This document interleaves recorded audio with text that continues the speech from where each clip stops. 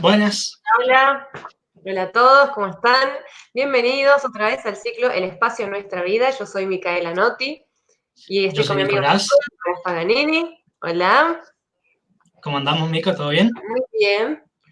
Bueno, estamos acá reunidos hoy para tener una más de nuestras charlas del ciclo que ya está casi terminando. Ya, la penúltima charla, ya. Nos queda una charla más que va a ser con Diego Baú el 12.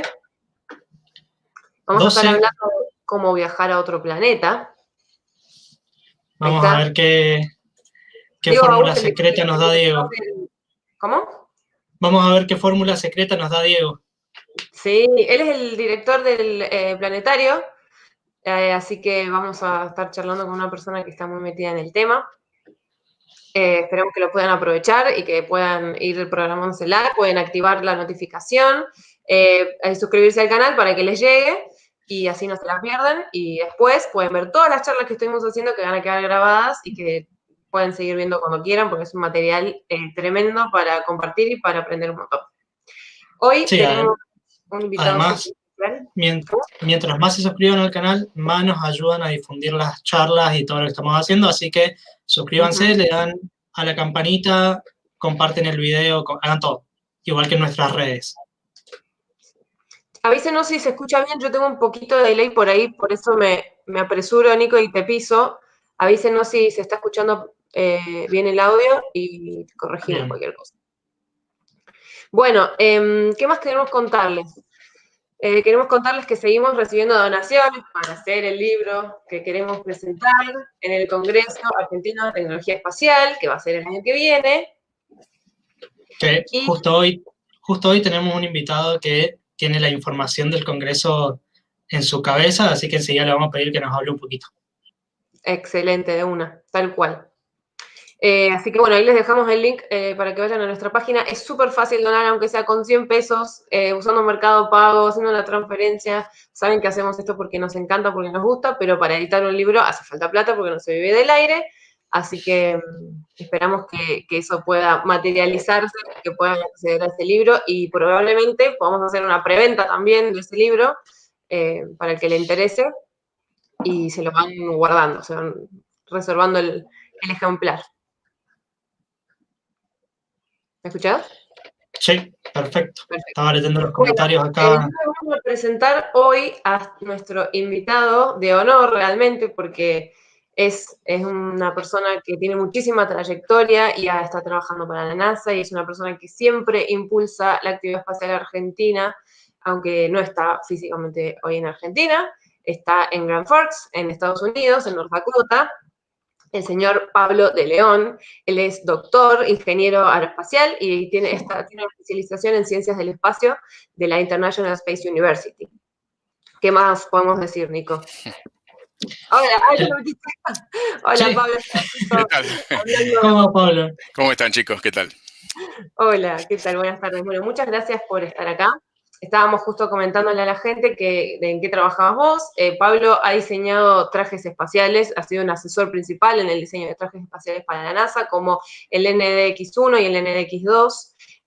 Así que es un especialista que nos va a estar contando justamente la evolución a lo largo de los años en la concepción de estos trajes y además de cuestiones técnicas, dificultades que todavía no hemos solucionado y que podemos llegar a tener a futuro. ¿Y qué visiones hay con respecto a eso? Así que bueno, hola Pablo.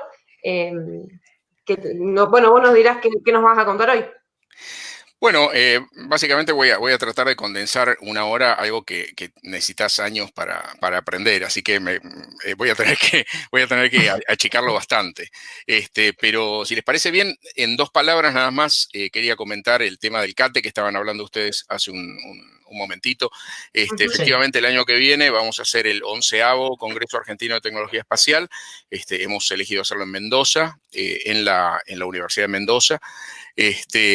Como les decía, el Congreso se hace un año sí y un año no, con lo cual hace 20 años que lo estamos haciendo y el Congreso ha venido creciendo en cantidad de trabajos y en cantidad de participantes. Desde ya, este Congreso va a ser muy especial porque esperemos que ya para ese momento estemos en vías de recuperación de la pandemia que nos ha mantenido ocupados este año, pero ya estamos recibiendo trabajos. El plazo para la recepción de resúmenes es el 1 de diciembre.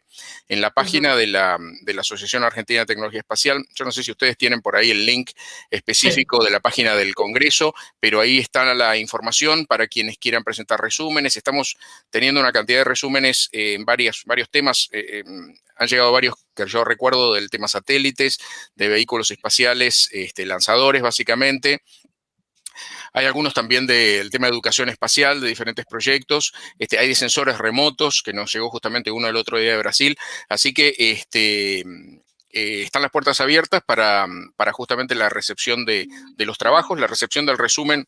Es algo bastante sencillo, es nada más una carilla explicando de qué se va a tratar el proyecto y después de ser seleccionado le enviamos los requerimientos para presentar el trabajo final y después la presentación oral tendría lugar en el Congreso en abril del año que viene. Así que más o menos eso es así muy resumido de qué se trata el tema del Congreso. Asisten especialistas en el tema espacial, no solamente de Argentina, sino de otros países de Latinoamérica. Tenemos gente desde México hasta Tierra del Fuego, que participan en el Congreso. Así que es un Congreso muy nutrido.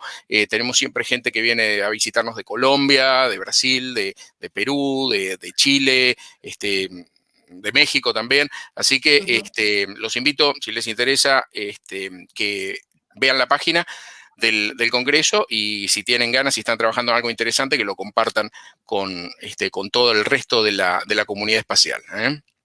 Espectacular. Genial.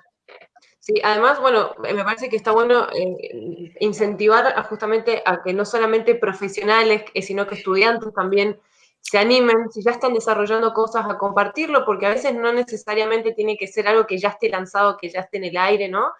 Sí, y aparte vos sabés que hay un tema que tiene que ver con que muchas veces los profesionales jóvenes que están, ya sea en los últimos años de la universidad o que recién se han recibido, no tienen los recursos para ir a un congreso internacional del tema espacial.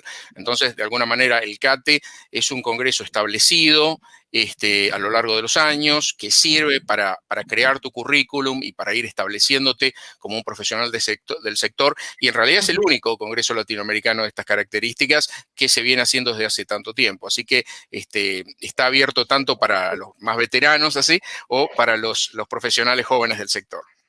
Sí, totalmente. No, además se hace divertido si hay más gente joven para nosotros, para realmente conocerse, empezar a preguntar. Ojalá que pueda ser en persona, si no esperamos también, bueno, solucionarlo de alguna manera virtual y estaremos comunicando la decisión que se tome, ¿no? Sí, el Congreso desde ya se va a hacer.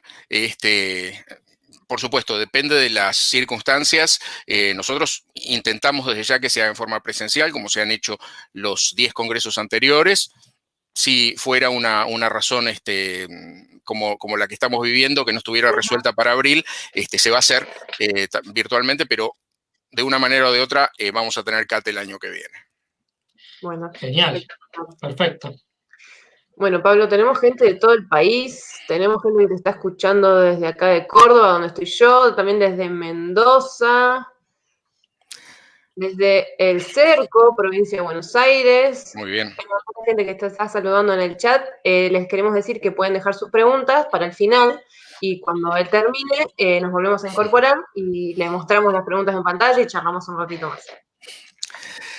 Bueno, si les parece entonces, comenzamos, ¿sí? Bueno, dale. Muy bien, como no podía ser de otra manera, tengo una presentación de PowerPoint, como pasa siempre en estos casos, y ustedes van a notar que esta es una presentación que está en inglés. Está en inglés porque yo la utilizo a veces para los estudiantes míos de maestría o de doctorado, porque yo ahora les estoy hablando desde el Departamento de Estudios Espaciales de la Universidad de North Dakota. Además de tener el laboratorio de vuelos espaciales tripulados acá, 2 pisos más abajo de donde me encuentro ahora, donde tenemos todos los equipos, los trajes y demás, este departamento es un departamento de graduados, con lo cual se ofrecen maestrías y doctorados en estudios del espacio. Y uno de los temas que nosotros tratamos, una de las disciplinas que enseñamos acá es desarrollo de trajes espaciales y hábitats también para superficies planetarias. Y los estudiantes con los que yo trabajo acá después van a trabajar ya sea la NASA o SpaceX o Blue Origin o Boeing o los otros contratistas, ¿no? Entonces nosotros, además del trabajo de investigación que hacemos en el laboratorio específico para la NASA, tenemos esa doble función de que formamos personal para que el día de mañana trabaje en el programa espacial de los Estados Unidos, ¿eh?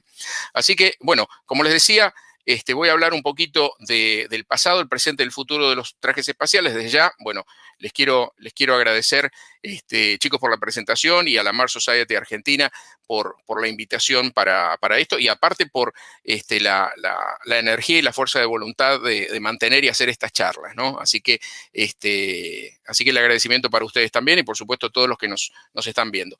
Bueno, vamos a hablar de trajes espaciales entonces, que es el tema de la charla. Y los trajes espaciales son desde ya posiblemente el elemento más característico cuando uno habla de los viajes al espacio tripulados, ¿no? Es lo primero que uno ve, el astronauta todo vestido, todo enfundado en este traje que lo protege del medio ambiente hostil que representa el espacio exterior. Entonces, hablemos un poco de para qué sirve un traje espacial, para qué se utiliza. El traje espacial básicamente le permite a un astronauta trabajar en forma segura en el vacío espacial. Por supuesto, este vacío puede ser no tan vacío. En el caso de otros planetas, digamos, si estamos en Marte, casi estamos en vacío, podríamos decir, vamos a hablar un poquito más adelante de eso, pero hay una cierta atmósfera. En el caso de la Luna, estamos en vacío, en el espacio en microgravedad, lo que se conoce como gravedad cero, estamos en vacío, ¿no? Y dado que el ser humano ha evolucionado durante millones de años para estar a una altura parecida a la del nivel del mar, a una atmósfera, y después vamos a hablar del tema porque les voy a mezclar un poco de unidades, y ahí les pido disculpas, porque después de tantos años de estar trabajando acá, yo paso de los PSI a los milibares, a las atmósferas, y capaz que los mareo un poco. Así que voy a tratar de simplificarlo lo más posible. Entonces, los seres humanos hemos evolucionado para vivir a una atmósfera o un poco menos de una atmósfera los que viven en determinadas altitudes. De repente nos sacan toda esa atmósfera y estamos en vacío. Nuestro cuerpo justamente inmediatamente tendría 2 fenómenos. Uno es la hipoxia, la ausencia de oxígeno, no podríamos respirar, y la segunda es que nuestro cuerpo necesita de la presión atmosférica para poder funcionar. De lo contrario, hay una serie de fenómenos fisiológicos que ocurren, entre ellos es uno conocido, al menos en inglés, como ballooning, y ballooning de la palabra balloon, globo, donde nos empezamos a inflar, ¿no? Nos empezamos a hinchar porque la presión retenida en el interior de nuestro cuerpo empieza a empujar para poder salir a este vacío justamente. Entonces, lo que hace el traje espacial nos protege para que podamos trabajar en el vacío en forma segura. Por otro lado, lo que hace es nos provee el sistema de soporte vital necesario para que podamos respirar, para que podamos tener una temperatura más o menos tolerable, etcétera, etcétera. La función de los trajes espaciales básicamente es los trajes intravehiculares, de los cuales vamos a hablar ahora en un momento, nos protegen en el caso de que haya una descompresión súbita de la cabina de la nave espacial donde nos encontramos. Supongamos que estamos en la cápsula Dragon de SpaceX. Y tenemos una descompresión. Una descompresión es que tenemos un agujerito que puede ser producido por un micrometeorito, puede ser producido por una rotura en el sistema de sellado del sistema de acople de la nave, una puerta, uno de los sellos de goma, de una goma especial, que son los que justamente actúan como como cierre hermético entre la cápsula y el espacio, etc. Se empieza a despresurizar la cápsula. Entonces, automáticamente, esos trajes que ustedes vieron en las fotos, los vamos a ver ahora en unos instantes, esos trajes blancos, de hecho tengo un casco acá atrás, no sé si lo logran ver, se presurizan, o sea, se inflan y mantienen a los astronautas con vida. Y la segunda función es operar en una superficie planetaria independientemente del vehículo espacial. Puede ser una superficie planetaria o puede ser en el exterior de la nave espacial, por ejemplo, en la Estación Espacial Internacional, ¿no? Y el traje espacial tiene que hacer varias cosas. Primero, en este triángulo que tenemos ahí abajo lo vemos, nos protege del medio ambiente y lo tiene que hacer de una forma que sea más o menos confortable, que nos permita la movilidad, porque de nada nos serviría un traje espacial que nos quedara totalmente inmóvil y no nos permitiera accionar los controles de nuestra nave espacial. Y tiene que más o menos caber bien, o sea, tiene que estar adaptado a la forma antropomórfica, al astronauta, al ser humano que lo está utilizando, ¿no? Este dibujo es medio cómico, pero crean ustedes o no, cuando el presidente Kennedy anuncia en los Estados Unidos que el país iba a embarcarse en el proyecto del Apolo, empezaron a pensar, bueno, ahora tenemos que fabricar un traje espacial que vaya a proteger a los astronautas en la Luna. Y se les ocurrió montones de ideas, de los cuales muchas de las ideas que se le ocurrió eran horribles y absolutamente impracticables. Y una de mis preferidas es esta, que era una especie de armadura con protección que tenía una serie de escalas metálicas para poder reflejar el calor del sol. Arriba de la cabeza tenía una especie de concentrador solar para poder generar la energía que era necesario para que el traje funcionara, y ahí adentro iba ese pobre astronauta. Bueno, pero ¿qué es lo que les quiero mostrar con esto? Como les decía antes, el principio de un traje espacial es proveer presión alrededor del cuerpo humano. O sea, yo a veces digo un poco en broma, un poco en serio, que es una bolsa antropomórfica que protege al astronauta en vacío, ¿no? Porque básicamente es eso, y lo vamos a charlar ahora un poquito más en detalle. Lo que hace es aísla al ser humano del medio circundante. Crea y mantiene una presión atmosférica uniforme alrededor del cuerpo y le provee al astronauta respiración, absorbe el dióxido de carbono que es exhalado como proceso de respiración por el astronauta, produce un intercambio de calor, eventualmente le puede proveer la forma de poder tomar o comer durante la actividad extravehicular y, por supuesto, manejar lo que vendrían a ser los residuos normales del cuerpo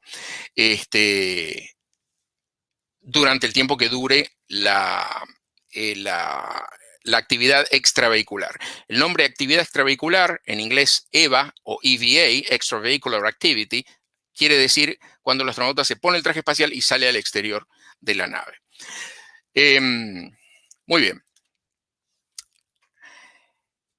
Esto, créanlo o no, son todos modelos de trajes de gran altitud que fueron originalmente diseñados, salvo el de la izquierda abajo, que ese es un traje, un prototipo lunar. El resto son trajes de presión de aviación de gran altitud. A partir de los años 30, cuando los aviones empezaron a explorar la atmósfera un poco más alta, los pilotos se dieron cuenta muy rápidamente que no podían respirar ahí, la cantidad de aire era menor y necesitaban algo, ¿no?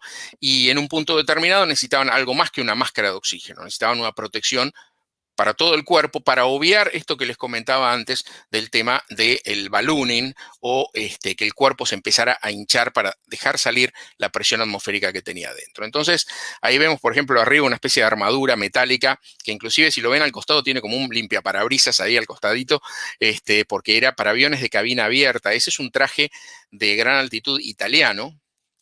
Cuando los italianos en los años 30 y 40 eran diseñadores de grandes aviones de competición, Entonces este traje, que pesaba muchísimo y que apenas no se podía mover, era un traje metálico, lo tenían que subir al piloto entre 4 o 5 a la cabina del avión, cabinas abiertas estamos hablando, para que pudiera pilotar. El de la derecha al medio es un traje espacial, perdón, de altitud alemán de la Segunda Guerra Mundial, un prototipo hecho de seda y cubierto con goma, también súper incómodo, como se pueden imaginar, con prácticamente mínima movilidad, ni siquiera tenía guantes, tenía una especie de ganchos en las manos para que el piloto pudiera dirigir el avión y nada más. Y eso de abajo, que parece una especie de momia, una especie de bolsa de dormir sin piernas y con un brazo solo, es también un traje de presión que fue propuesto para, en la Segunda Guerra Mundial en el caso de los bombarderos norteamericanos que estuvieran trabajando siendo utilizado para maniobras militares a muy gran altura y tuvieran una descompresión debido a un balazo, por ejemplo, que le pegaban desde otro avión enemigo, los astronautas, los pilotos se metían ahí adentro, cerraban el cierre y con esa única mano el piloto dirigía el avión hacia abajo hasta que estaban a una altura segura para poder sacarse el traje y poder seguir pilotando, ¿no? Ahora, hablando un poco de la historia, y parece un traje de pesadilla de una película de ciencia ficción, es en realidad un traje de buceo, un traje muy, muy viejo de buceo, 1882, de los primeros trajes de buceo para rescate de, por ejemplo, tesoros sumergidos, etcétera. Pero los primeros trajes que se utilizaron para proteger a los seres humanos de presiones atmosféricas hiperbáricas, y cuando digo hiperbáricas quiero decir más que la presión atmosférica convencional, fueron concebidos en 1938. Pero Julio Verne, a través de su novela De la Tierra a la Luna, y posteriormente, no me acuerdo cómo se llamaba la segunda, pero era algo así parecido, en 1872 fue el primero en sugerir la utilización de un traje especial para poder proteger a los seres humanos en el espacio o eventualmente en la Luna. ¿Qué tenemos aquí? No lo sé porque no logro ver. Ah, sí, ahí lo veo. Acá tenemos un traje, por ejemplo, de presión de 1935. Ese traje, esta foto es del Museo Smithsonian, del Museo Smithsoniano del Aire y del Espacio. Este fue el traje que utilizaba Wiley Post, que es el primer traje de altura que fue probado con éxito en 1935 en un avión, rompiendo récords de altura y velocidad. Y después en 1960, 25 años más tarde, un prototipo de un traje lunar que supuestamente iba a ser el que los astronautas iban a llevar en el programa Apolo. Por suerte, después los trajes evolucionaron y fueron diferentes, pero imagínense ustedes, al principio estaban pensando la NASA llevar semejante cosa al espacio, ¿no? Tengan en cuenta que al principio de los viajes espaciales no había demasiada seguridad acerca de qué forma iban a tener estos trajes espaciales, ¿no? Entonces hubo un montón de diseños que casi les diría ridículos, ¿no? Cuando no se sabía todavía cuáles eran las características del suelo de la Luna, en las universidades y en la NASA investigaban con cosas de lo más extrañas. Por ejemplo, fíjense acá, este traje espacial pelota, le podríamos llamar, que tenía piernas y tenía brazos con guantes, pero también en el caso de que el terreno en algún lugar se pusiera muy polvoriento y el astronauta se empezara a hundir, podía caminar en esta especie de bola y con eso obviar la posibilidad de hundirse en el suelo lunar, ¿no? Después otro proyecto también que es, casi les diría, peor todavía que el anterior, es una especie de rueda, ni siquiera tenía piernas o guantes o absolutamente nada. El astronauta supuestamente se iba a bajar del módulo lunar con esta rueda y iba a caminar por la superficie de la Luna con esto, ¿no? Que era una cosa, como se pueden imaginar, hubiera sido, las fotos que tendríamos del Apolo serían completamente horribles. No sé por qué se les dio de probarlo también en el agua, pero espero que no haya tenido que ver con el tema de los mares de la Luna. Chiste malo, pero no importa. Por supuesto, hoy vemos este traje, el A7LB, que es el traje espacial que se termina llevando a la Luna. Ahí lo vemos a Neil Armstrong, en realidad, Neil Armstrong reflejado no sé si logran ver la flechita ahí, capaz que alguien me puede decir si logran ver la flecha, si yo la muestro, no sé si se puede o no. Neil Armstrong en realidad reflejado porque este es el astronauta Buzz Aldrin que está en la superficie lunar, una de las fotografías más icónicas y que hoy día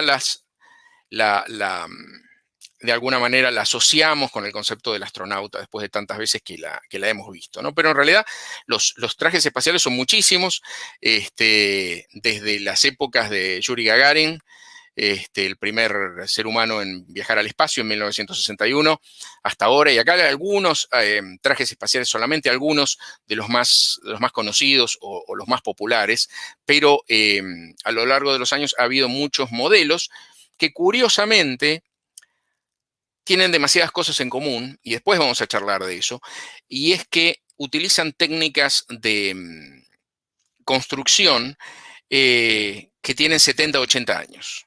Los trajes espaciales son hechos a mano, son cosidos con máquinas de coser Singer, como las que cosían nuestras abuelas, con moldes hechos en papel madera, de la forma absolutamente convencional que se hacían las prendas antes, ¿no? Hoy día estamos viviendo en una época donde la industria textil ha avanzado tanto que ya hay muy poca gente que conoce los trabajos artesanales, cómo se iba de diseñar una prenda hasta tenerla fabricada, porque hoy día son procesos industriales muy, muy complejos, pero los trajes espaciales se siguen haciendo de una forma extremadamente artesanal. Después vamos a charlar de eso en un instante. Como les decía entonces, hay diferentes tipos de trajes espaciales y yo voy a hablar muy rápidamente de tres, que son el traje espacial intravehicular, que se utiliza para lanzamiento y reentrada, el traje espacial de microgravedad, que se utiliza, por ejemplo, en la Estación Espacial Internacional, cuando está sujeto a la microgravedad, a la ausencia de peso, y el traje espacial de superficie planetaria. Y cuando decimos planetaria también nos estamos refiriendo a la Luna, a pesar de que la Luna no es un planeta. Lo que quiero decir es que vamos a estar sujetos a determinada gravedad y vamos a estar trabajando en un medio ambiente que va a tener polvo, que va a tener rocas, que va a tener una cantidad de cosas que no encontramos en los otros medio ambientes. Hasta ahora, el traje espacial de Apolo, el traje lunar de las misiones Apolo, es el único traje de superficie de actividad extravehicular. Y acá tenemos tres ejemplos. Uno, el naranja, que le llaman el pumpkin suit, como el pumpkin de Halloween que usan acá. El traje naranja, que es para lanzamiento y reentrada, es naranja para que en el caso de que haya una emergencia los astronautas puedan ser localizados y simplemente protege a los astronautas en el caso de una descompresión súbita de cabina, pero no les permite hacer una actividad extravehicular. Acá vemos, por ejemplo, en el medio el traje espacial Sokol ruso, que es muy, muy conocido, y el traje espacial, creo que se llama Feitian, chino, que esto entre nosotros nada más es una copia del Sokol ruso. Acá tenemos algunos trajes espaciales de microgravedad o de gravedad cero, desde el traje Berkut del astronauta Alexei Leonov, el primero en hacer una actividad extravehicular, en adelante, incluyendo también el Feitian es el traje de actividad extravehicular chino, no me acuerdo cómo se llama el intravehicular. Los trajes espaciales están compuestos por un montón de capas, ¿no? O sea, uno lo ve y dice, bueno, ¿qué materiales tiene un traje espacial? Tiene un montón de materiales diferentes y cada uno cumple una función especial y particular, ¿no? Muchos tienen que ver con la aislación térmica, otros tienen que ver con el tema de la presión atmosférica, justamente de mantener la presión, el que se llama membrana o bladder, en inglés es el que justamente mantiene la presión atmosférica dentro del traje y del otro lado ya está directamente el vacío. O sea que son muchas capas que lo hacen bastante grueso, de hecho, lo que justamente dificulta todavía aún más su movilidad.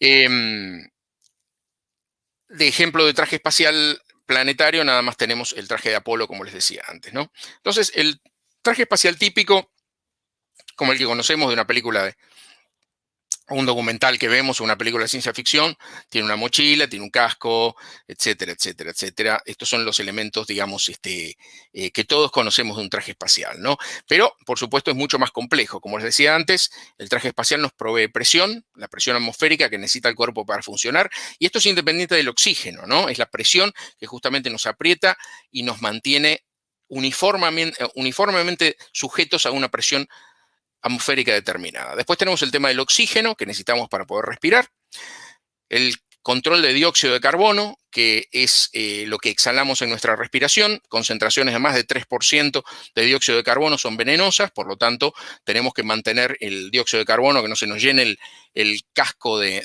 dióxido de carbono, porque de lo contrario nos desmayamos y acto seguido nos morimos, así que hay que mantenerlo bajo control. Control térmico, recordemos que si estamos en microgravedad y el sol está ahí adelante donde está mi cámara y yo estoy acá, aquí en esta parte voy a tener 120 grados sobre cero, mientras que en mi espalda, como está en sombras, recuerden, el sol está adelante y yo no tengo atmósfera, justo en la línea de sombra, en la diferencia entre sol y sombra, voy a tener del otro lado 100 o 120 grados bajo cero. Eso quiere decir que en un par de centímetros de tela voy a tener 250 grados casi de temperaturas extremas entre uno y el otro. Y el traje espacial justamente lo que tiene que hacer es uniformar eso para que yo no sienta esa diferencia de temperatura, ¿no es así?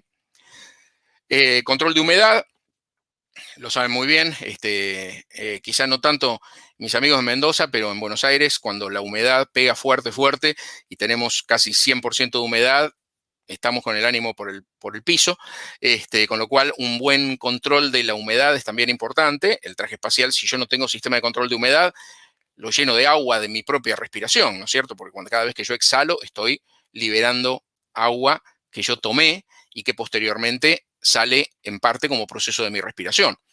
Tiene que tener un control de contaminantes, justamente por la contaminación que produce el cuerpo y la respiración también, y el control del disbarismo, que vamos a hablar ahora en un instante de qué se trata.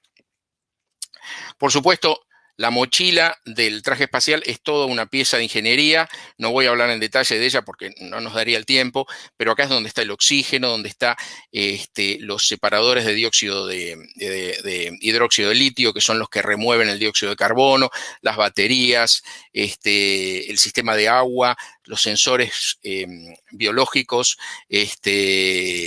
las baterías, el sistema de comunicaciones, la telemetría para poder transmitir todos los datos del traje espacial al control de la misión, etc. Y todo esto que ven ahí al costado, a la derecha, toda esa cajita, está de alguna manera incluida en esta mochila, que es una maravilla de la tecnología, que este sistema se empezó a desarrollar en el proyecto Apolo y después, posteriormente, con el advenimiento del programa del transbordador espacial, se perfeccionó. Y es esta mochila compacta que ven acá, donde uno tiene todo lo que necesita para 8 o 9 horas de actividad extravehicular, ¿no? Ahora, lo interesante es cuando se fabrica el transbordador espacial. En un principio, en el transbordador espacial, los diseñadores dicen, bueno, no vamos a necesitar tener capacidad extravehicular. Los astronautas no van a necesitar en el transbordador espacial salir al espacio, porque nosotros vamos a tener un brazo robótico que va a hacer las cosas que hay que hacer afuera, y no va a ser necesario que ningún astronauta salga a hacer nada, porque, y de alguna manera, el argumento que se utilizaba es que, bueno, como el transbordador espacial es como un colectivo, y en un colectivo nadie se baja a mitad de camino mientras está funcionando para hacer algo, ¿no es así? Entonces usaban de alguna manera el mismo argumento, diciendo que no iba a ser necesario actividad extravehicular, por lo tanto, los trajes espaciales para el shuttle no se diseñaron hasta mucho más tarde, ¿no? Y se diseñaron principalmente por dos motivos. Uno, porque las puertas, ustedes recordarán este transbordador espacial, esta especie de avión o planeador, les diría, espacial, que tenía que abrir esas puertas, que eran los radiadores térmicos. Si el transbordador no lograba abrir las puertas en 3 horas, tenía que volver a tierra, porque el calor generado por los equipos de a bordo del transbordador era tan grande que no había forma de disiparlo. Entonces, las puertas del transbordador lo que tenían al costado eran radiadores que radiaban todo que mantenían el equilibrio térmico de alguna manera del transbordador espacial. Entonces, en el caso de que las puertas no se pudieran cerrar, un astronauta con un traje espacial tenía que salir con una especie de herramienta como un crique y manualmente cerrar las puertas del transbordador espacial para que pudiera volver a Tierra, ¿no? Entonces, esa era una de las razones por las cuales tenía que haber un traje espacial a bordo. Y la segunda es porque en el caso de que un transbordador espacial, y esto nuevamente era un concepto que fue muy temprano en el desarrollo del transbordador, en el caso que un transbordador quedara varado sin poder funcionar, otro transbordador espacial iba a venir en rescate y iba a trasladar a los astronautas con una especie de bola de tela con un cierre de un transbordador al otro. Entonces hacía falta 2 astronautas que llevaran a los astronautas rescatados, metidos adentro de esta bola de tela, que era una experiencia tremenda porque era una pelota de menos de 1 metro de diámetro. El astronauta se tenía que meter ahí todo apretado, recibía oxígeno por un tanque, y un astronauta lo agarraba con una manija como si fuera una valija y lo transportaba por el espacio, en teoría, de un lado al otro. Por suerte esto nunca se hizo, nunca se probó, pero era una de las pruebas que le hacían los candidatos de astronautas para ver si iban a aguantar la claustrofobia, ¿no?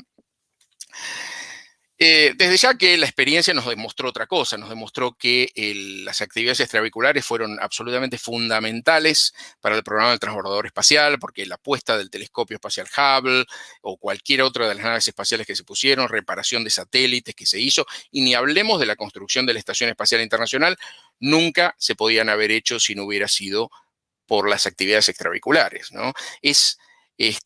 Viéndolo retrospectivamente, digamos, ¿no? Con el diario del lunes, es difícil creer que gente inteligente pensara, trabajando en la NASA, pensara que las actividades extravehiculares no iban a ser necesarias en el programa del transbordador espacial. Pero bueno, así fue.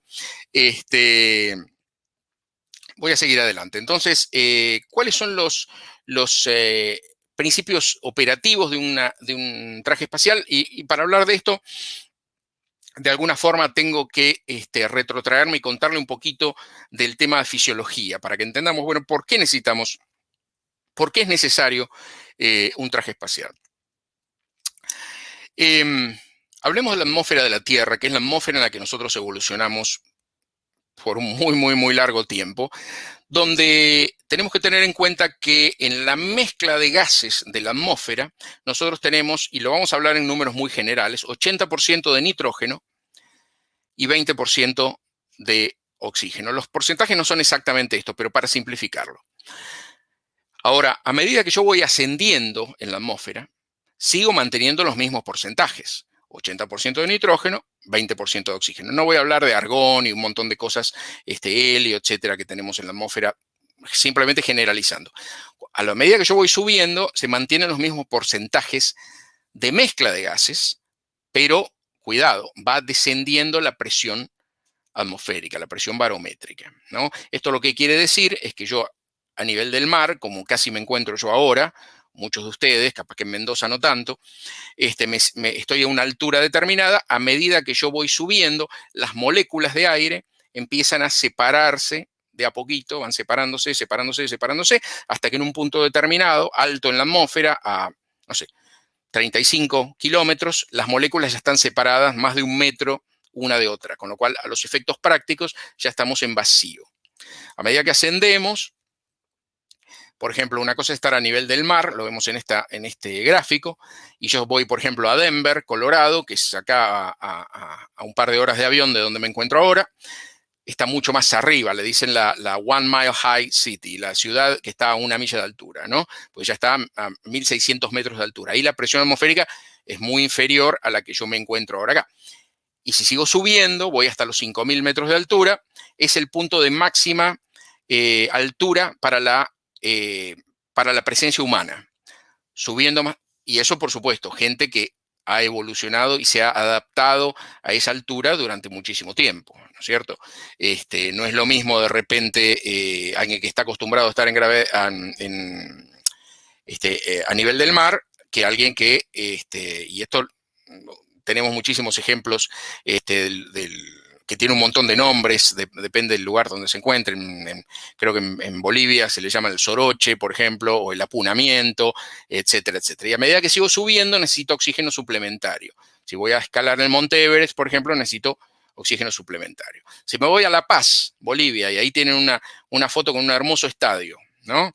Si yo me voy a jugar al fútbol ahí, en ese estadio, donde está a... ¿Cuánto vendría a estar esto? 4 por 3, 2, son más o menos 4.000 metros a nivel del mar. Por supuesto que me va a ganar cualquiera, porque la cantidad, cualquiera que esté acostumbrado, porque el nivel de oxígeno que voy a tener a esa altura es mucho más bajo, ¿no? Entonces, y a medida que vaya subiendo pasa lo mismo. Por eso les comentaba el tema del Monte Everest, donde el ser humano, el nivel de oxígeno seguro es del orden de los 2,3 PSI. Y ahora vamos a hablar un poquito del tema de las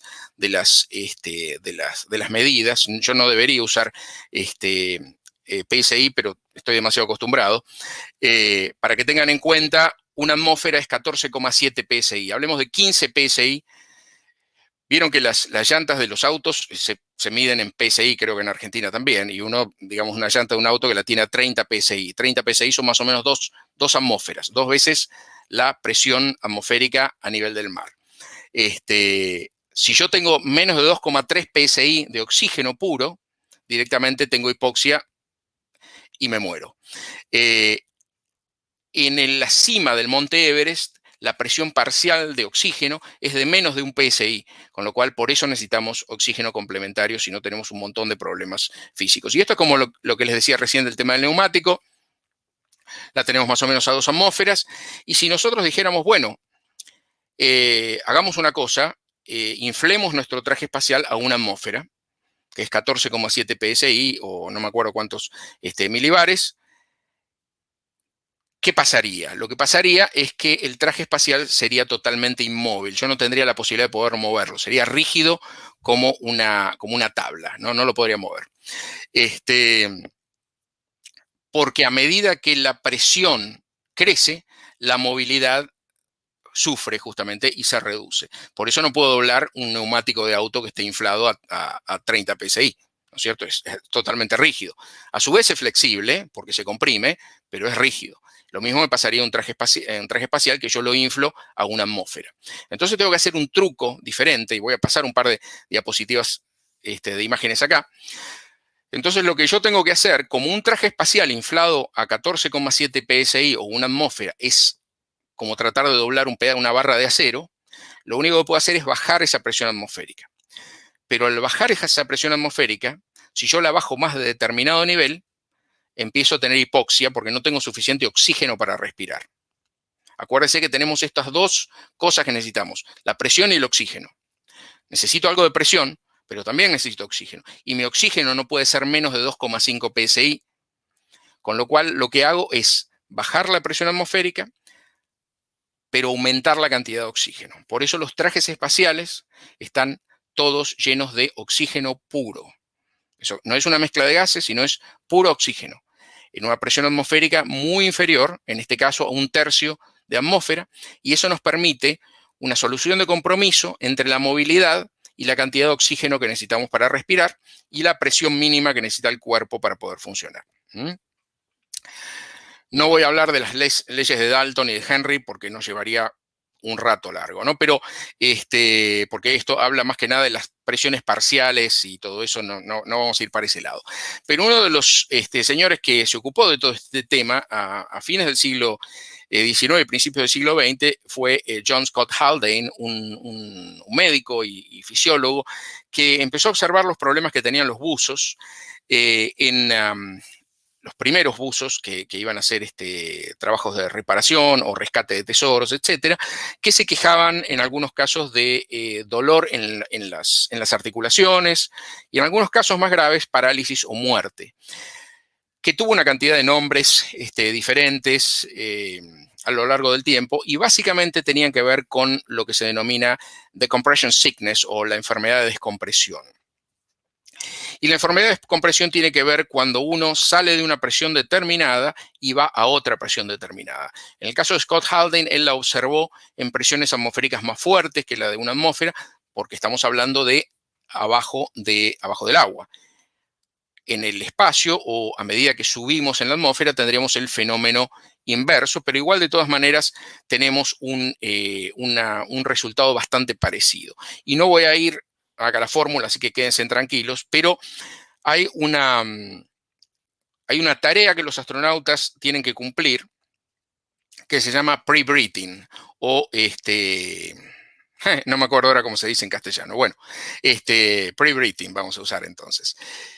Básicamente, ¿qué es esto? Esto es que ¿vieron ustedes, por ejemplo, en las películas de ciencia ficción que los astronautas tienen que salir al exterior porque algo se rompió, algo pasa y enseguida se ponen el traje espacial y salen del cohete o de la nave espacial y hacen lo que tenían que hacer y etcétera, etcétera?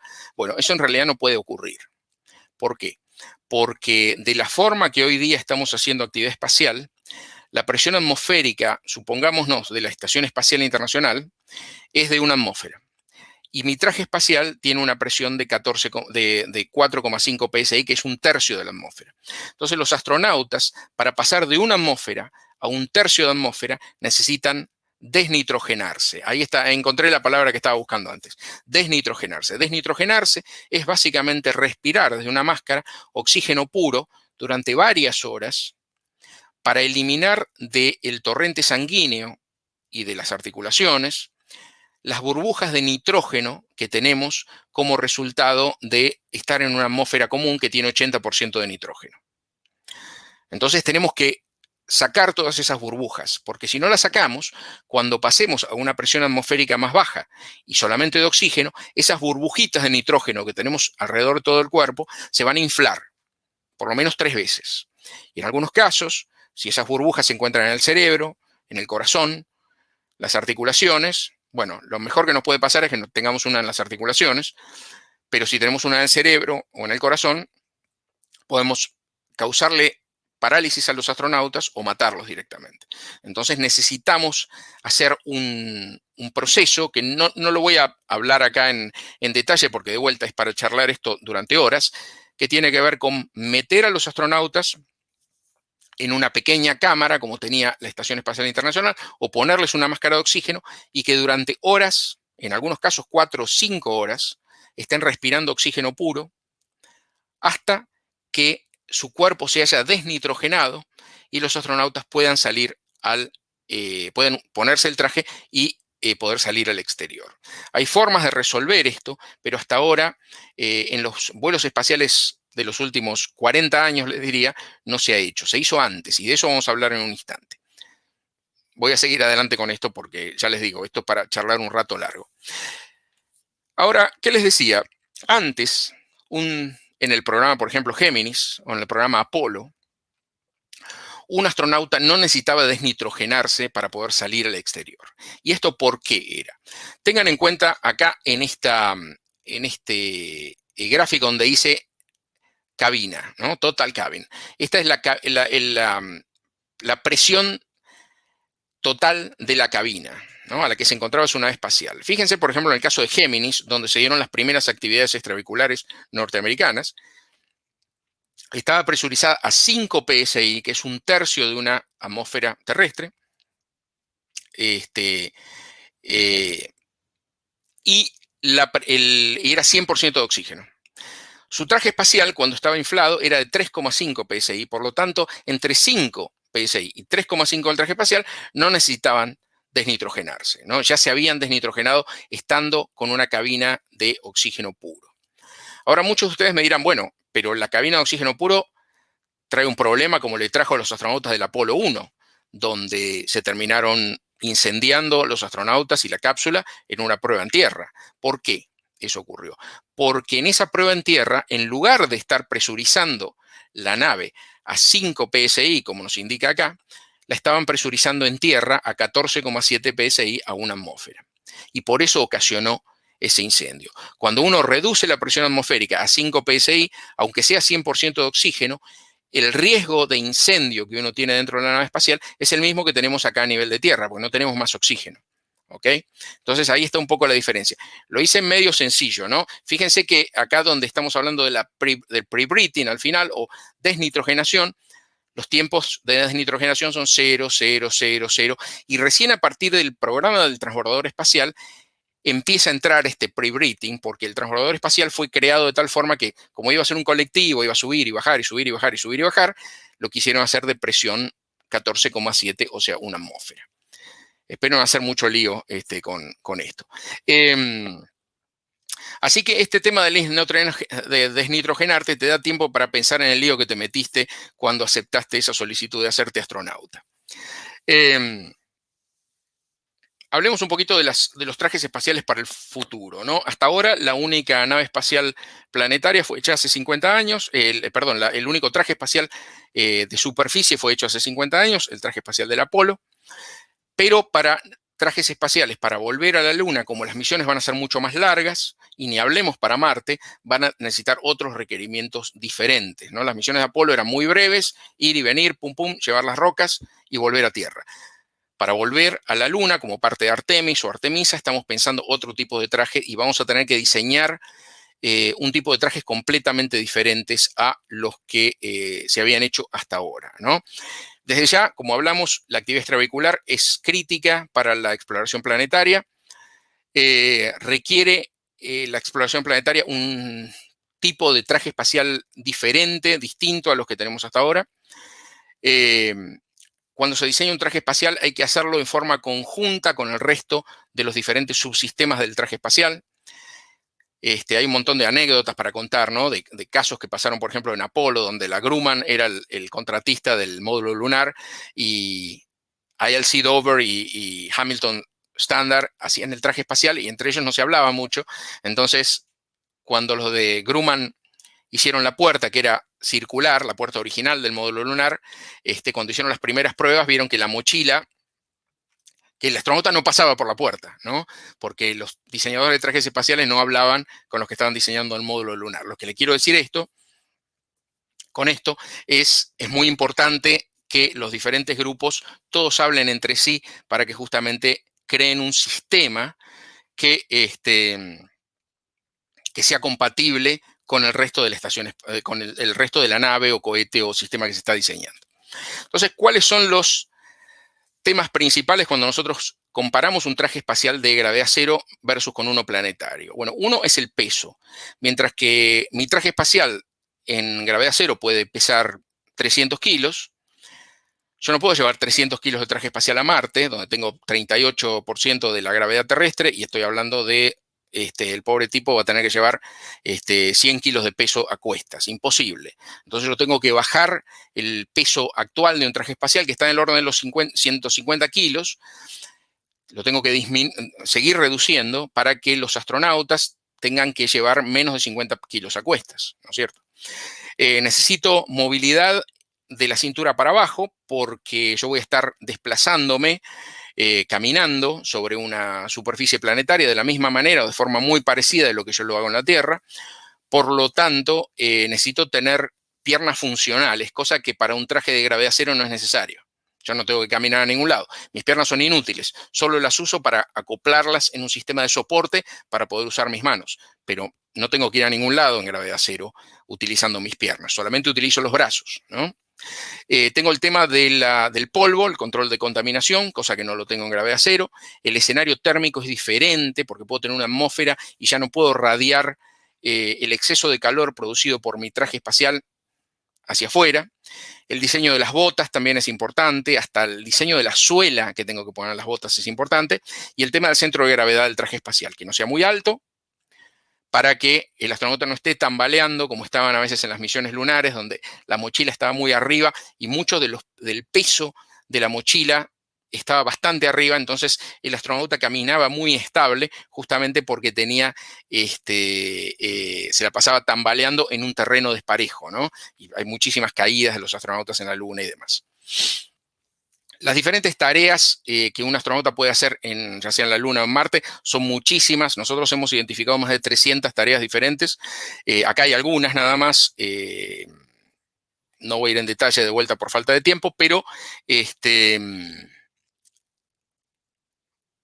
básicamente el astronauta tiene que poder hacer las mismas tareas que podría hacer en Tierra, en una expedición antártica, por ejemplo. Entonces hay tareas de construcción, hay que cavar, hay que sacar muestras, hay que armar cosas, hay que poder caminar, desplazarse, etcétera, buscar muestras, poder visualizar fósiles o elementos interesantes que pueda haber en el terreno, etcétera. Entonces, todo eso es muy importante a la hora de diseñar el traje espacial. Entonces, cuando hacemos un diseño preliminar para un traje espacial, tenemos que tener en cuenta En primer lugar, cuáles son los requerimientos que van a tener las actividades, ¿no? Cuáles son las características de la misión, cuál es el medio ambiente operativo, cuáles son las habilidades humanas, ¿no?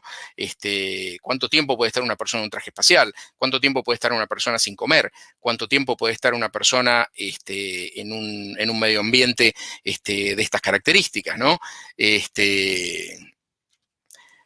Después lo que tenemos que hacer es desarrollar conceptos para los sistemas de actividad extravehicular y operaciones, empezar a seleccionar los subsistemas que vamos a tener, qué tipo de juntas, qué tipo de guantes, etcétera, qué tipo de interfaces vamos a tener con la actividad, con el traje espacial, qué tipo de puertas tengo, módulos de aterrizaje, autitos en los que voy a tener que funcionar, con los cuales me van a obligar a que el traje esté sentado con el astronauta adentro para poder manejarlo, etcétera. Bueno, eso es, por supuesto, súper resumido cómo sería un diseño de estas características, ¿no? Las preguntas, de alguna manera, que me tengo que hacer. Y voy a pasar estas dos imágenes, pero acá tiene un poco una comparación de las masas de diferentes trajes espaciales y mochilas en diferentes programas. Por ejemplo, en el Apolo, entre mochila y traje espacial eran 88 kilos, en el transbordador espacial 122 kilos, y un traje espacial que se había diseñado originalmente para la estación espacial y finalmente no se terminó usando, porque hoy día en la estación espacial se usan los mismos trajes del Space Shuttle, del transbordador espacial, 285 kilos. O sea que imagínense, eso jamás lo podríamos llevar a un medio ambiente planetario, particularmente en Marte. En la Luna, capaz que, bueno, con un sexto de gravedad todavía podemos, pero en Marte ya sería imposible. Hablando de Marte, ustedes imagínense, si nosotros hiciéramos una nave espacial que estuviera presurizada a una atmósfera y la mandamos a Marte, cada vez que los pobres astronautas salgan a hacer una actividad extravehicular, que va a ser prácticamente todos los días, van a tener que hacer este proceso de pre-breathing o de desnitrogenación que nosotros estamos hablando, que es una locura. Imagínense ustedes todos los días pasar 4 o 5 horas haciendo nada, con una máscara de oxígeno puesta, esperando desnitrogenarse para poder ponerse el traje espacial y salir al exterior. Sería totalmente poco práctico. ¿Qué quiere decir esto? Que tenemos que encontrar un compromiso, como hicieron en Mercury, en Géminis y en Apolo, para que la presión atmosférica de la nave no sea de una atmósfera, sino sea más baja, de tal forma que ese salto de la presión atmosférica de mi nave a la presión atmosférica del traje espacial sea lo más breve posible, lo más pequeño posible, y eso me permita que tenga que hacer una mínima o una nula desnitrogenación para no tener que perder tiempo todos los días haciendo eso. Por supuesto, Marte tiene menos del 1% de la presión de la Tierra en la superficie, por lo tanto, a los efectos prácticos estamos casi en vacío. A los efectos fisiológicos estamos prácticamente hablando de vacío. Entonces, para los que diseñen las naves espaciales y los hábitats para el planeta Marte, el primer postulado es no vayan en presión nada más alto de lo que tengan que ir. ¿Cuál es el mínimo que los seres humanos pueden funcionar bien en una presión atmosférica determinada? Son 8 psi, que es más o menos media atmósfera. Subiendo un poco el contenido de oxígeno, bueno, vayamos a eso, o vayamos a algo que no nos requiera la desnitrogenación. Y hay muy pocos caminos para no pasar por la desnitrogenación, y uno de ellos es lo que la NASA les llamó los Zero Pre-Breath Suits, los trajes de cero desnitrogenación. Estos son trajes rígidos, trajes extremadamente pesados, trajes que utilizan rulemanes a bolillas con un sello especial. De hecho, tengo unos videos, pero como tienen un audio que no se los voy a poder transmitir, a ver, permítanme si lo puedo sacar, les voy a mostrar un poquito cómo eran estos primeros trajes, ¿no? Básicamente eran trajes metálicos de aluminio o de materiales compuestos en algunos casos, y tenían rulemanes, entonces el astronauta tenía que mover de forma determinada las articulaciones para que los brazos pudieran funcionar, ¿no? Era una solución bastante ingeniosa y bastante elegante y permitía que un traje pudiera estar presurizado con una mezcla de oxígeno y nitrógeno, como la presión atmosférica convencional, pero tenía una cantidad de problemas. Uno de los problemas principales era el tema de el peso, y el segundo problema que tenían era el tema de cómo en una superficie planetaria, imagínense ustedes, con tanto polvo, digamos en la Luna, o en Marte, este es el AX-5, desarrollado en el Centro Espacial Ames de la NASA, también totalmente hecho en aluminio, una verdadera maravilla de la ingeniería, ¿no? Un traje espacial maravilloso desde la elegancia de su diseño, pero pesaba 400 kilos. Finalmente, toda esta tecnología terminó pasando a el rubro del buceo profesional, los buceadores profesionales, pero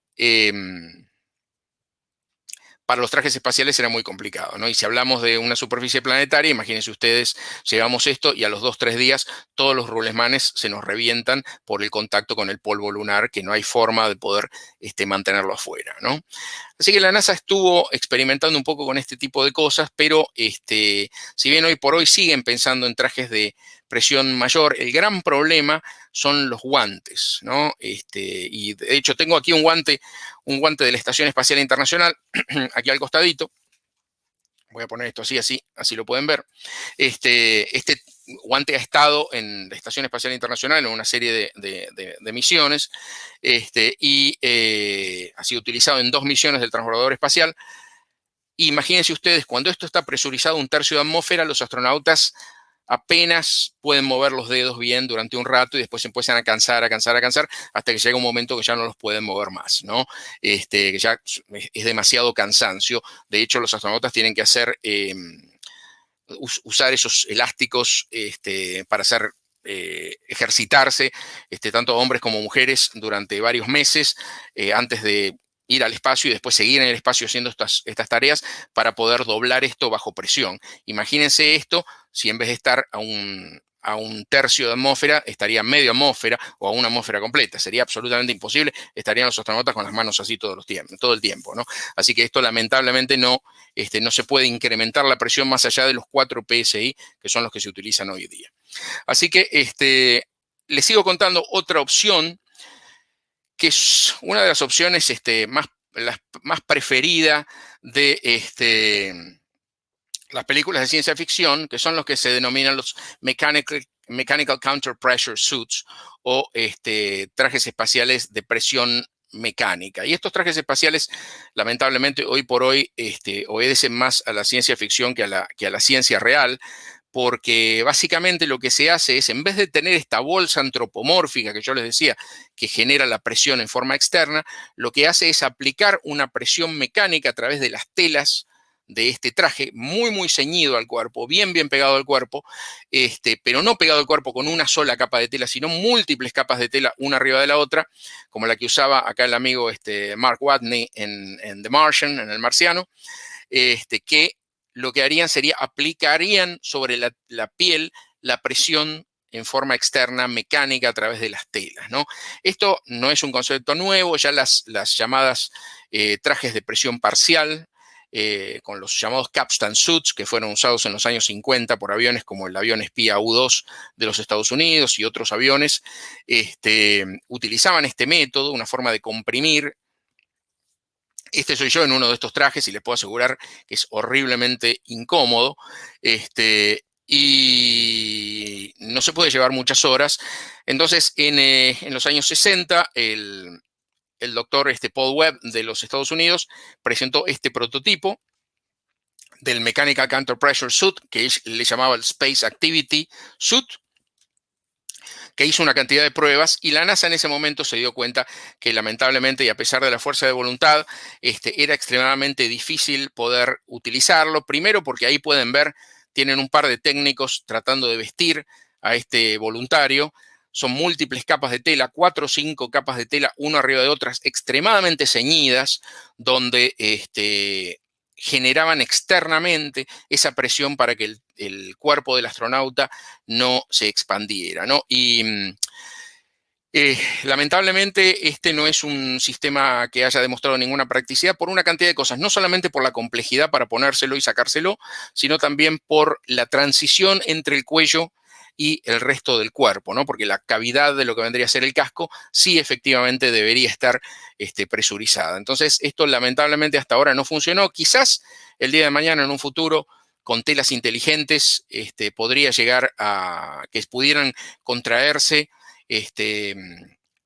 a través de una señal eléctrica, quizás habría una forma, pero hoy por hoy todavía es algo que está muy, muy lejos en el tiempo. Hay una cantidad de otros temas de cómo se resolvería el tema térmico y demás, ¿no? O sea que es una cosa que queda ahí hoy por hoy en el terreno de la ciencia ficción.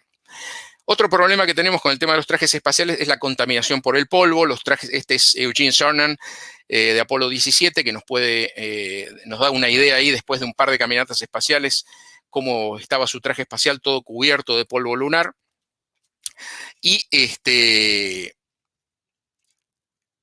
hecho de que los astronautas también se la pasaban cayendo en Marte, por esto que les comentaba del centro de gravedad tan alto, hacía que los trajes quedan totalmente cubiertos de polvo lunar, y esto es algo que evidentemente va a haber que resolverlo de alguna manera.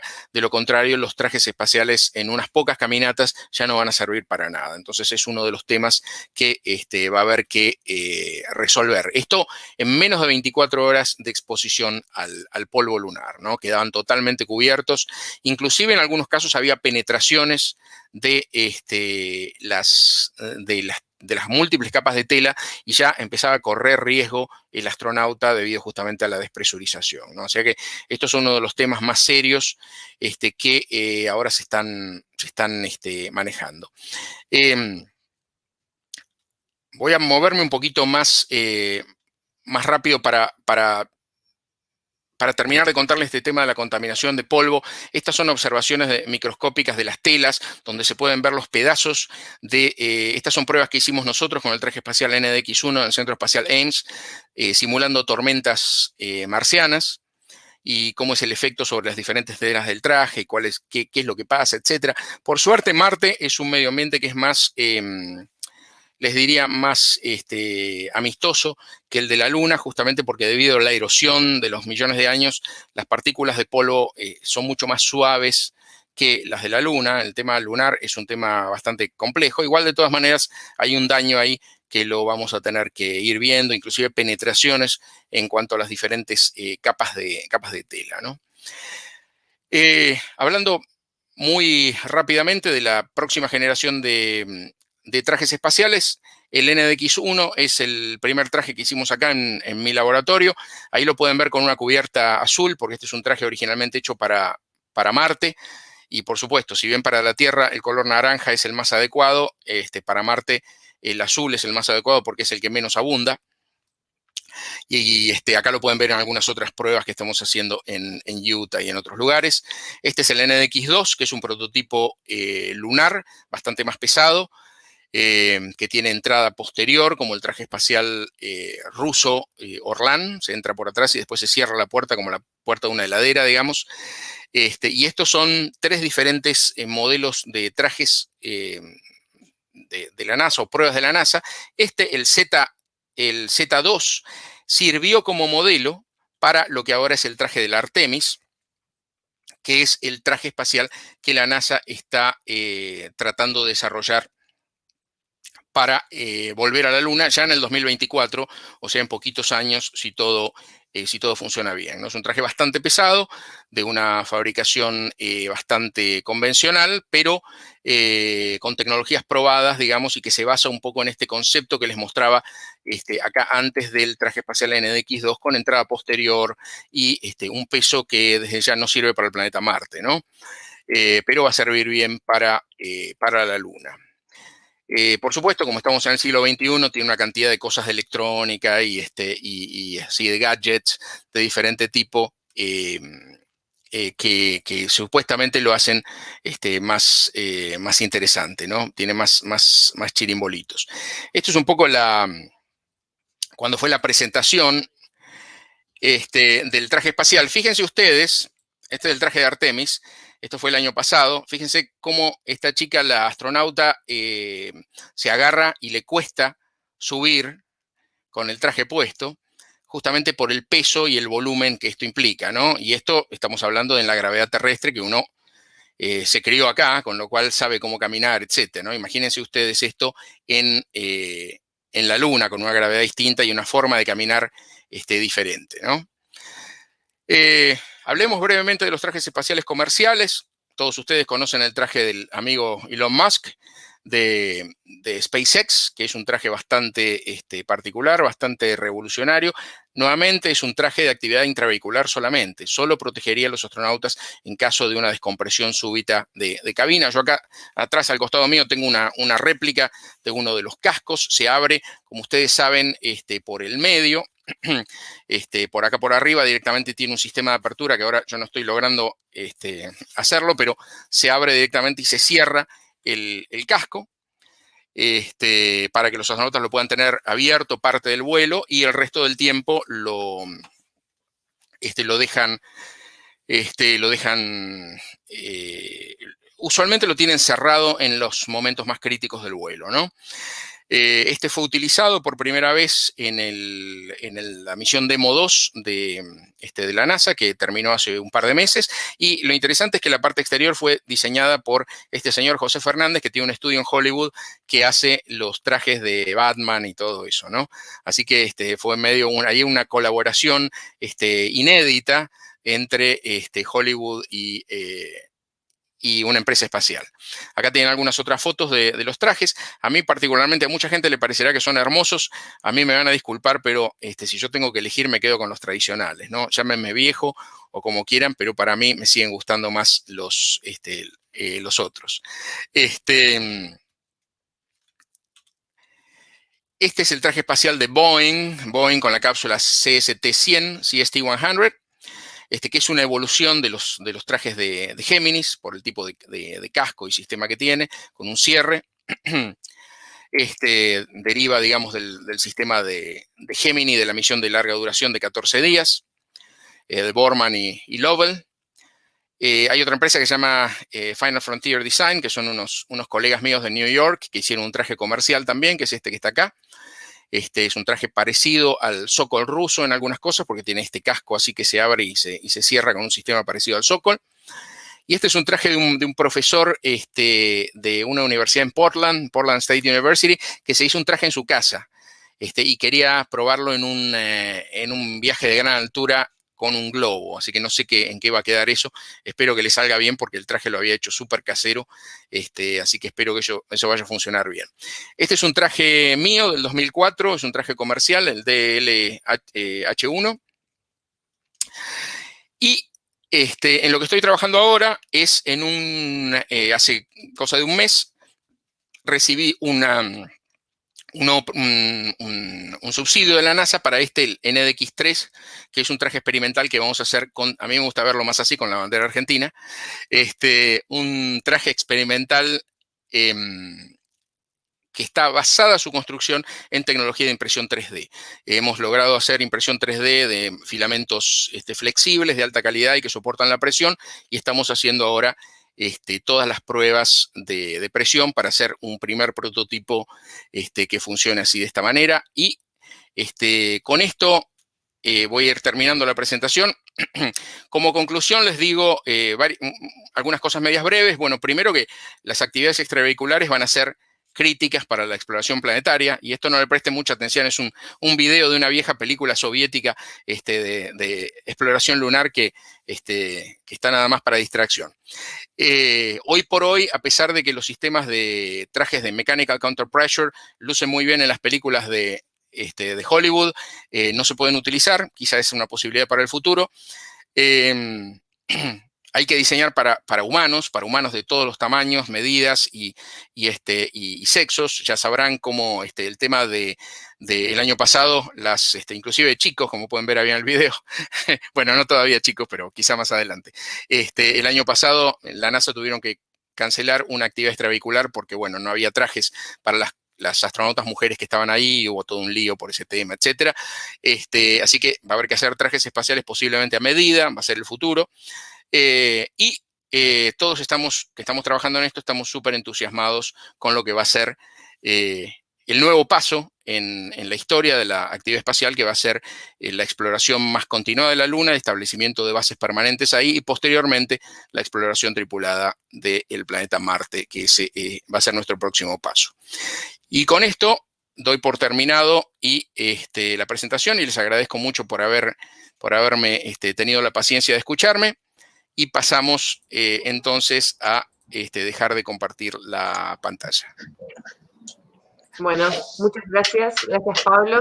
Fue espectacular. Vamos a decirle a la gente que tenemos 10 minutos contados menos en realidad, para que Pablo tiene una agenda ocupada y tiene que estar Sí. Lamentablemente tengo una reunión en 10 minutos, pero vamos a hacer todo lo posible. Vamos a hacer la flash y para poder decir sus preguntas. Vamos con la primera. Así, rápido. Pablo, ¿cuánto piensa que se va a reducir el tamaño PLSS y por algo más pequeño o que llegue hasta la cintura porque limita el movimiento? Es un tema complejo, porque hay determinados, por ejemplo, debido a que se utiliza gases presurizados, eso nos determina el tamaño y la presión, bueno, de alguna manera el espesor de los tanques que tienen que contener estos gases, en particular oxígeno. Entonces, estamos muy limitados. Es uno de los problemas más grandes que estamos viendo ahora, cómo limitar, cómo reducir el tema justamente de la mochila del soporte vital. No es mi área de trabajo, porque yo me dedico más que nada al traje espacial, a la parte de movilidad y demás, pero es uno de los temas que necesitan ser reducidos. Hoy por hoy, la única forma de reducirlo es reduciendo la cantidad de horas de la actividad extravehicular, ¿no? Bien, tendría que haber nuevas tecnologías entonces. ¿Qué dice? ¿Estadio? Estudio. Un estudio. Un estudio que vi afirmaba que si se hace un entrenamiento con limitación de oxígeno, con el tiempo aumenta la acción de las mitocondrias en las células, supongo que sí está queriendo decir, y eso aumenta el aprovechamiento del oxígeno. ¿Es posible? No soy un especialista en el tema realmente. Nosotros lo que hacemos es utilizamos unas tablas, yo les podría mostrar unos libros que tengo ahí atrás, de todas las tablas, digamos, de lo que necesita un ser humano estándar, y ahí se ha estandarizado desde lo mínimo, minimorum, hasta el máximo. Entonces, de ahí se dice, bueno, un ser humano necesita más o menos esto.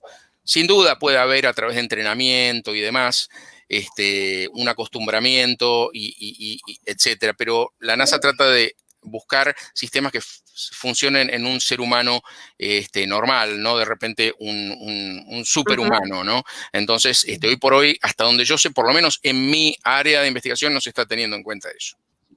Bien. Acá hay una pregunta que se planteó en el medio de la charla durante cuando mostraste un traje que tenía como cortes. Que preguntan por qué no mecanizarlo al traje y listo. Sí, los trajes espaciales estos como los que yo mostré, los trajes de Zero Pre-Breathe son mecanizados, son hechos en CNC, el espesor del aluminio es muy, muy chiquito y se hace desde bloques, son carísimos, horriblemente caros, porque se tienen que mecanizar desde bloques completos de aluminio, ¿no? Entonces, el desgaste, o sea, la cantidad de aluminio que va a la basura es impresionante. Se hacen totalmente mecanizados en CNC. Esos trajes que vimos en los videos se hacen de esa manera. Aún así siguen siendo muy, muy extremadamente pesados, ¿no? Bien. ¿Tiene en mente el bosquejo de cómo serían los 3 trajes espaciales para un cosmonauta o astronauta argentino? Un traje único en el mundo que la gente diga, wow. Bueno, lo que yo estoy trabajando es esto que les decía al final, el traje espacial hecho en impresión 3D, ¿no? Fíjense, yo comparo de repente esto, que es un guante de estas características, con un material flexible. Esto es impreso en 3D, ¿no? Entonces ustedes dicen, bueno, está impreso 3D, pero es flexible. O sea, yo lo colapso completamente. Y tiene una doble capa, ¿no? Aquí adentro, de material.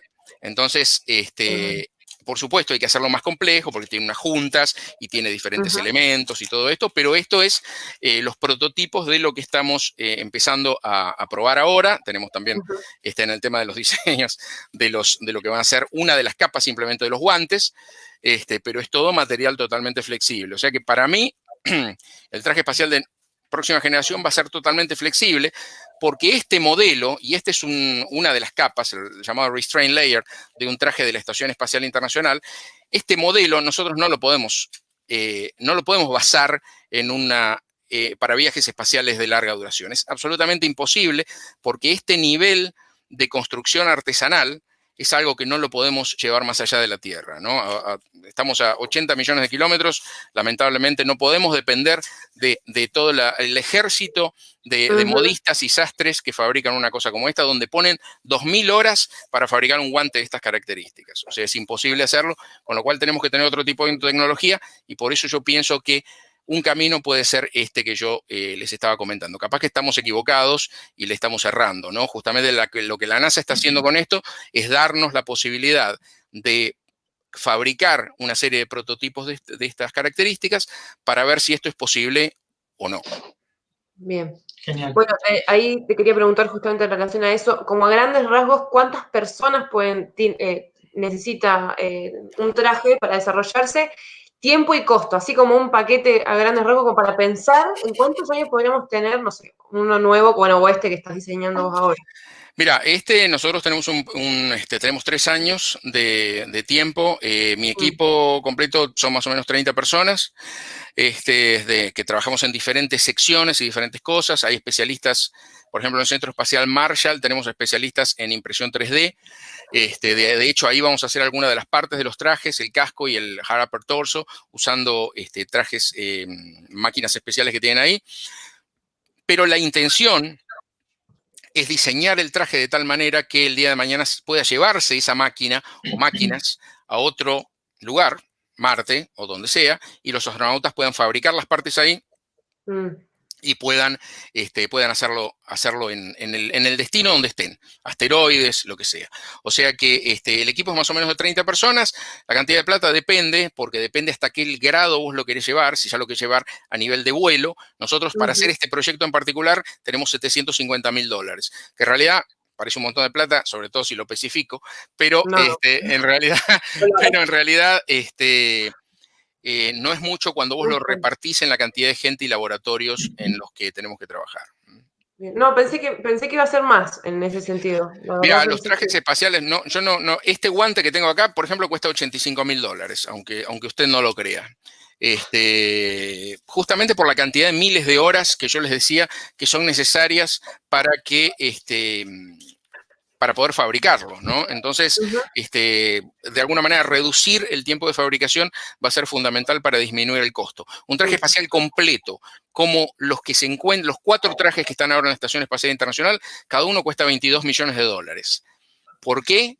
Porque son trajes que tienen 20 años de vida útil y están ahí desde hace un montón de años. Entonces lo que se toma en cuenta es todo lo que fue el mantenimiento, las veces que lo tuvieron que traer a tierra para reparar y volverlos a llevar, etcétera, etcétera. No es solamente el costo del traje, sino es todo lo que implica tener esos trajes operativos en la estación espacial. Claro. Bueno, genial. Pablo, te damos las gracias, te liberamos. Bueno.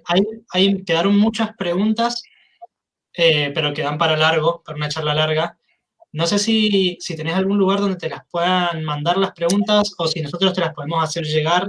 Sí, si ustedes me las quieren hacer llegar, yo con todo gusto podemos ver cuál es la mejor forma de responderlas, pero yo con todo gusto, si me las envían, las puedo responder todas sin ningún problema. Podríamos después comunicar, contar en Instagram, hacer algún contenido ahí para... Sí, seguro, sí. O mismo en YouTube, las respondo desde ahí y después lo postean o como quieran. Con todo gusto. Bueno, genial. Gracias. Ha sido un honor escucharte hoy. Esperemos que la gente valore este tipo de cosas porque realmente tener un espacio en tu agenda y que nos estés hablando ahora es muchísimo. Muchas gracias, Pablo. Bueno, gracias a ambos. Muchas gracias a toda la gente que se comió un curso de 6 meses en 1 hora. Y buenas noches para todos, ¿sí? Gracias. Bueno, hasta luego, nos vemos. Chao, chao. Suerte. Bueno, gracias a todos. No se vayan todavía, si quieren podemos seguir charlando un ratito más. Tenemos que decir algo importante que pasó el fin de semana. Si te parece. Dale, no se vayan. El fin de semana... Dale. Bueno, el fin de semana un grupo de la Marso, un grupo de gente integrante de la Marso, compitió en una hackathon acá en Mendoza, organizada por la ciudad de Mendoza y por el Firmamento, y resulta que ganaron, así que los queremos felicitar a la José, al Gaby, al Pablo y al Franco que que se pusieron todo el fin de semana, estuvieron trabajando en esta aplicación. Muy piola la aplicación, seguramente se va a desarrollar, era uno de los premios de ganar, así que bueno, queríamos eso, que no solamente estuvieran. organizamos hackathons, sino que también las ganan los chicos. Claro. Ellos. Bueno, si quieren ver más de la aplicación, está subida, algunos slides están subidos a nuestro Instagram, @mars.argentina, para que vean ahí. Es una aplicación que justamente ayuda a estar como atento a eventos astronómicos, para ponerte alertas, para poder ver el cielo con el celular y poder ubicar alguna cuestión en especial. ¿Qué más? Ponerte como eso, agendarte eventos para no perdértelos, un montón de cosas. Bueno, a mí me vendría genial porque me olvido, yo me pongo las alarmas normales del celular. Así que igual. Genial. Así Bueno, que bueno. ¿qué más? Queremos recordarles que vamos a tener la última charla del ciclo el día 12. No se olviden de valorar este contenido, de opinar si les gusta o no, qué otros temas quieren escuchar para que podamos seguir haciendo más charlas. Abajo del video hay un formulario para que dejen su opinión y pongan like y así nos siguen y seguimos estando en contacto y haciendo este tipo de contenidos. Bien, ¿algo más? ¿Nada más? ¿Querés hablar sobre mujeres al espacio, Mica? Sí, esperamos que la semana que viene, bueno, todavía no mandé la comunicación, pero la estaré mandando quizás esta semana. Queremos hacer ya una reunión por Zoom para poder conocernos las que están interesadas. Ya hubo un montón de chicas que ya recibieron su formulario de contacto, nos han escrito. Tienen tiempo todavía, no es que hay un día en el que ya cierran las inscripciones, esto va a estar abierto de acá en adelante, siempre a todas las que se quieran sumar para colaborar. Así que anótense ahí la dirección de mail para contactarnos o el Instagram que está recientemente abierto, pero bueno, también es un medio de comunicación hasta que empecemos a subir contenido y armamos un equipo para mantenerlo bien ahí al día. Genial. Bueno, les repetimos, si quieren que Pablo les conteste algunas preguntas que quedaron acá colgadas, nos las pueden mandar al Instagram, las vamos a buscar acá igual en el chat de YouTube. Y vemos cómo se las hacemos llegar para que las conteste. Buenísimo. Bueno, muchas gracias a todos, nos vemos en la próxima y ya terminamos por lo menos por este año con el ciclo de charlas. Esperamos, si les gusta, opinen, así tenemos ganas o no tenemos ganas de hacer el año que viene otro ciclo de charlas así, intenso. Sí, porque aparte varias personas nos han hablado para ser parte del ciclo, así que tenemos gente ahí esperando. Así que avísenos si les gusta o no. Y bueno, nos vemos el 12. El 12.